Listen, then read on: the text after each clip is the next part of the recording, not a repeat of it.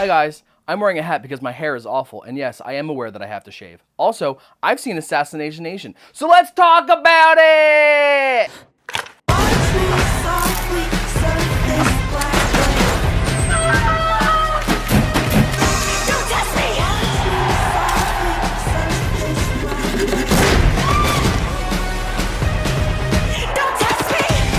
This is your world. You built this. Don't take your hate out on me. I just got here.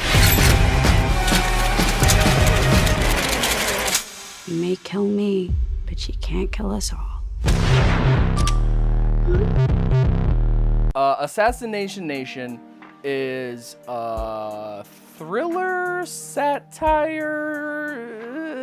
movie written and directed by a guy named Sam Levinson. It stars Odessa Young, Abra, Suki Waterhouse, Hari Neff, Joel McHale, and Bill Skarsgård, among a bunch of other people. I don't know who they are. And it's about this town and these 4 girls who go to high school there, and suddenly a hacker leaks all of the mayor's private shit, and the mayor is like this super anti-gay guy, and all of this leak stuff reveals that he's been gay the whole time. Very realistic scenario in our day and age. That happens all the time, I think. I don't know, does it? Does that happen? And then the mayor blows his brains out in front of the whole town.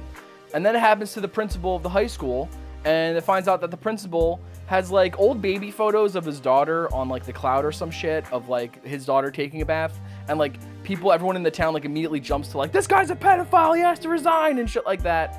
And it's really shitty. And then it happens to like the whole town, like half the town gets their whole stuff leaked, and these like high school senior girls get all their like nudes leaked. And then suddenly, for some reason, when you get your nudes leaked, people want to chase you with knives and try to murder you because you took a picture of your tits and sent them to a private conversation between you and somebody else. I don't understand.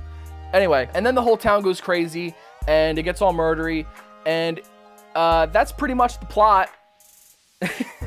The whole time it's like, this is a 100% true story. And like, it's a wildly unbelievable story. Like, first of all, this didn't happen this isn't a true story, because at the very end of the credits, you see no coincidence, blah, blah, blah. It's also just like, nobody acts like this. Nobody does this, right? Like, if nudes get leaked onto the internet, right? The people who can find them will find them and jerk off to them, and then that's it.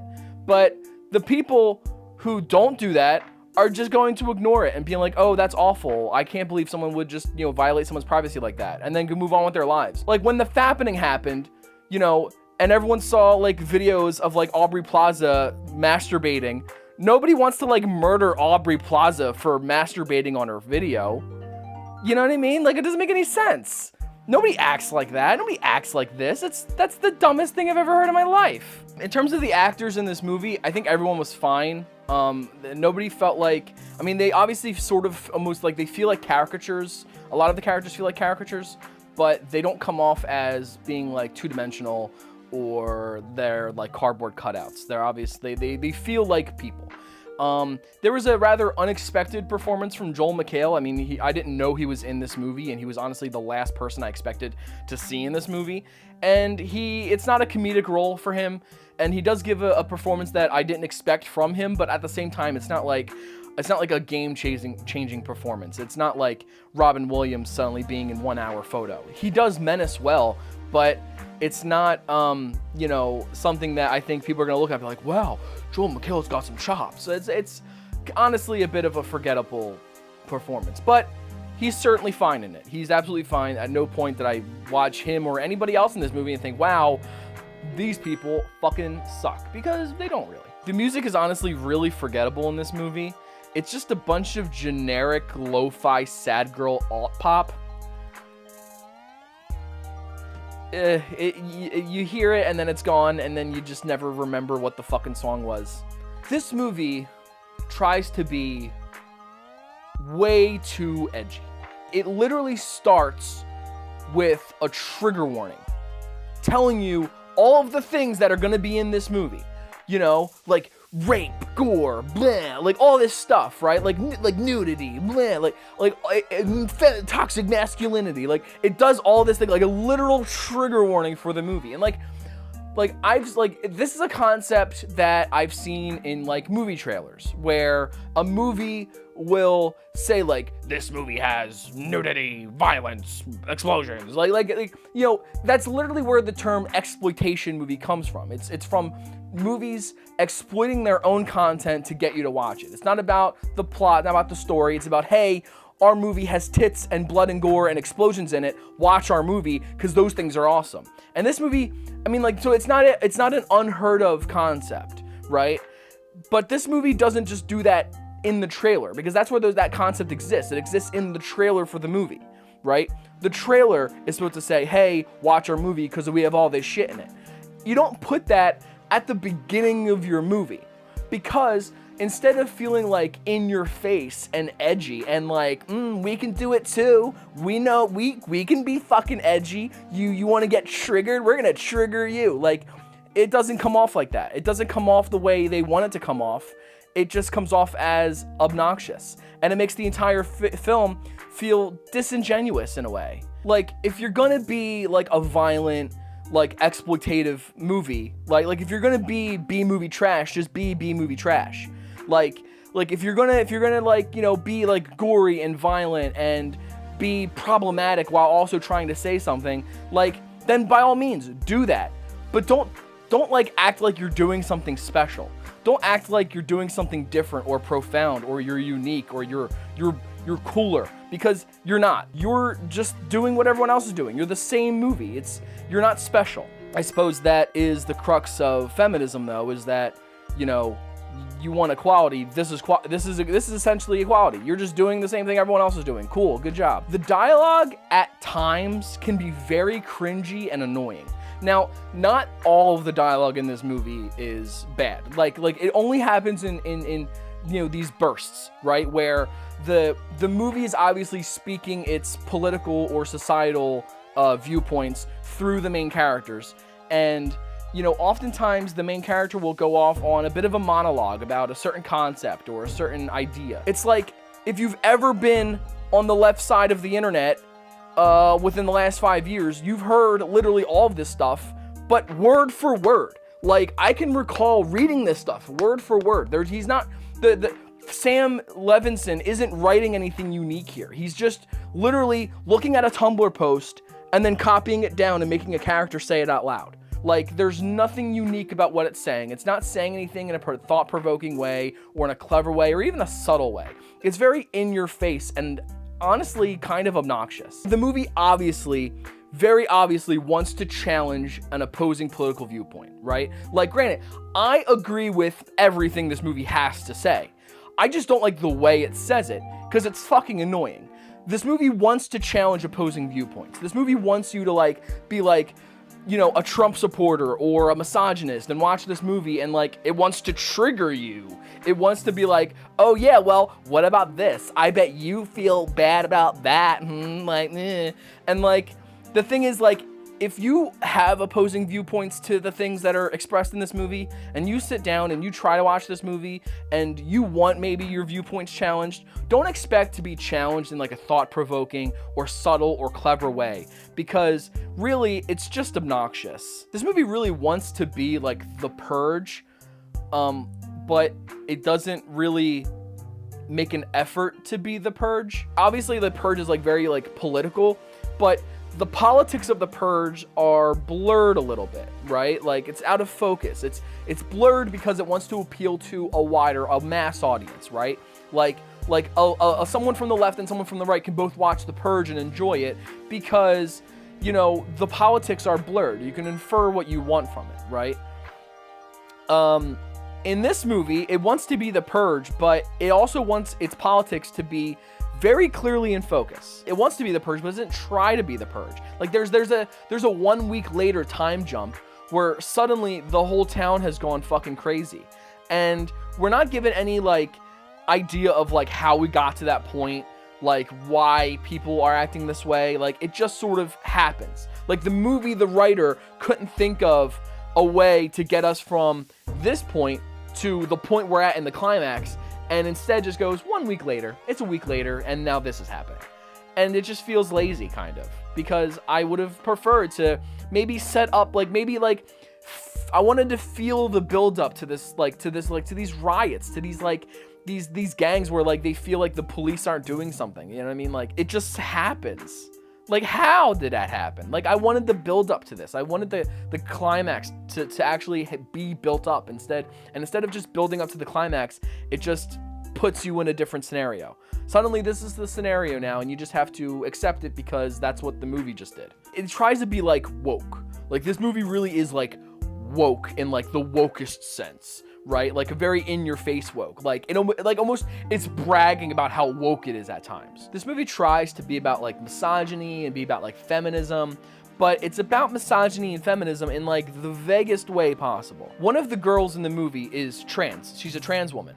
And, you know, it very barely focuses at all, like, even, like, tries to say anything about trans misogyny or the concept of a TERF.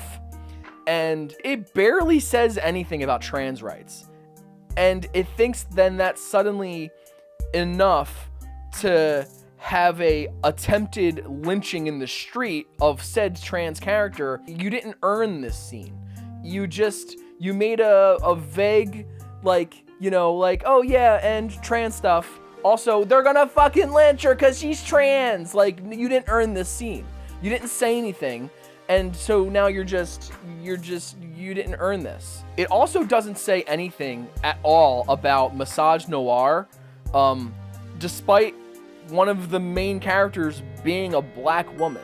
You would think a movie that wants to talk about misogyny and wants to talk about feminism would touch on the different types of feminism, right? Would touch on the different types of misogyny, right? Misogyny against women specifically who are black, where the race and gender of somebody both comes into play. You know, it doesn't touch on, you know, trans exclusionary radical feminists who view all women as women, but won't view trans women as women because they're not real women. Like this movie wants to say stuff, but then doesn't say anything. This movie's attitude is like saying the phrase "gamers rise up" unironically, but only for, like, millennial feminists instead. Now, I said all that, and, like, yeah, at times, the movie can be really annoying, and its in-your-face attitude about how edgy it's trying to be makes it feel really disingenuous. However, it's also brilliantly surreal at times. Even though I have a lot of issues with this movie, right, since I've watched it, I've sort of developed a love-hate relationship with this movie in my mind. Because for all of the parts that I think are too obnoxious and kind of annoying, the movie is insanely surreal.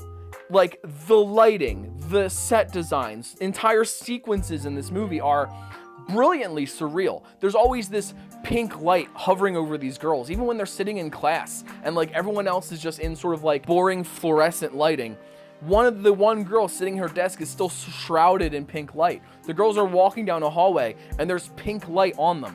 Like, there's really unnatural lighting in this movie, and I love it because it looks great. I mean, granted, it's nowhere near, like, the surreal or extreme lighting of, like, something like Hobo with a Shotgun, where, like, every single scene is just plastered in a primary color. Like, I mean, here it's obviously much more subtle, but the surreal lighting and like the surreal, like, set design. There's a scene where these cheerleaders are practicing in a gym and there's, like, purple light on them, but there's this giant American flag backlit behind them. It's just an amazing shot. Like, this movie is so surreal and the lighting is so surreal, and entire sequences and the cinematography and like it all just adds to, like, these really awesome sequences, especially the cinematography. Like, there's scenes that, like, these really long single shot takes. There's one scene in particular where, like, all of the girls are in, like, this house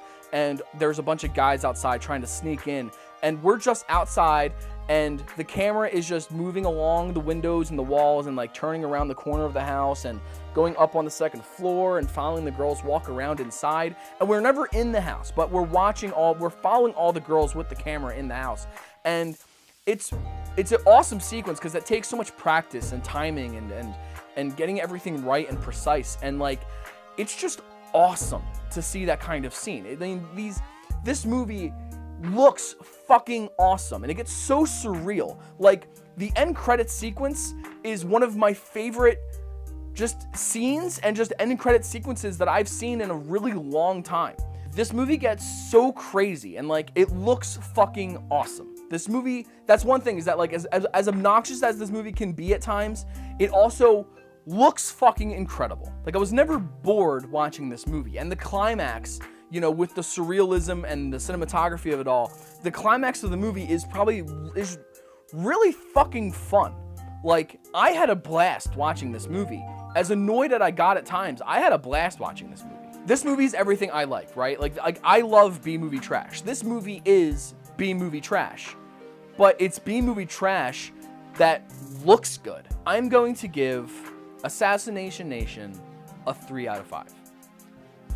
I mean, as I was trying to decide what rating to give it, I mean, it became very difficult for me to give it a rating because, like, there are moments where, like, it was just, like, really preachy and annoying and obnoxious, and it tries to be too in your face, and it feels, like, disingenuous, and I'm like, oh, this is kind of shitty.